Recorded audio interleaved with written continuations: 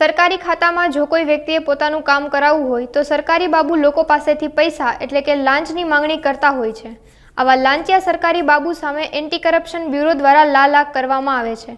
ત્યારે anti corruption bureau દ્વારા શાકભાજીના વિક્રેતા પાસેથી લાયસન્સ માટેની અરજી પર કામ કરવા માટે 45,000 રૂપિયાની લાંચ માંગનારા સુરત મહાનગરપાલિકાના ફૂડ સેફ્ટી વિભાગના ફૂડ સેફ્ટી ઓફિસર અને વહીવટી ક્લાર્કની લાંચ લેતા રંગે હાથે ધરપકડ કરાઈ છે। રોજ એક ફરિયાદીની ફરિયાદ મળેલ કે શાકભાજીનું વેચાણ કરવા માટેનું લાયસન્સની જરૂરિયાત હોય તેઓએ એક ઓનલાઈન અરજી કરેલી, જે અરજીના કામે લાયસન્સ મેળવવા જે અરજી કરેલ એમાં લાયસન્સ આપવા માટે SMC Rander zone food safety officer Hemen Gohil તથા વહીવટી ક્લાર્ક તરીકે ફરજ બજાવતા ગુલામ શેખ નાઓએ લાયસન્સ આપવાના અવેજ પેટે 45,000 રૂપિયાની લાંચની માગણી કરેલી, જે લાંચ લેતામાં હેમેન તથા ગુલામ શેખ પકડાઈ ગયેલ હોય તેઓ વિરુદ્ધ કાયદેસર કાર્યવાહી કરી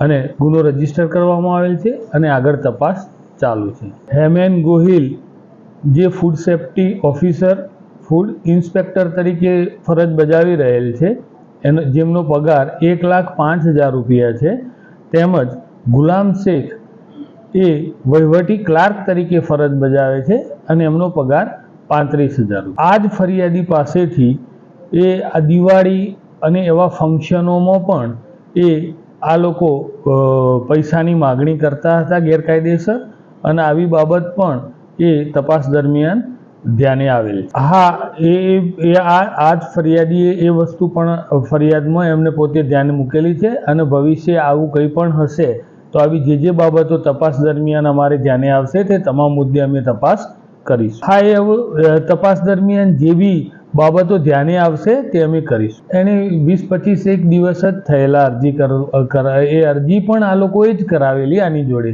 શાકભાજીના લાયસન્સ માટે આ લોકોએ અરજી કરાવેલી। બાકી જનરલી ઘણા લોકો એવું કોઈ શાકભાજીનું લાયસન્સ લેતા નથી હોતા સામાન્ય, પણ એમ કે ફૂડ સેફ્ટીને ધ્યાને રાખી અને આ હેમેન તથા ગુલામે આની પાસે અરજી કરાવેલી।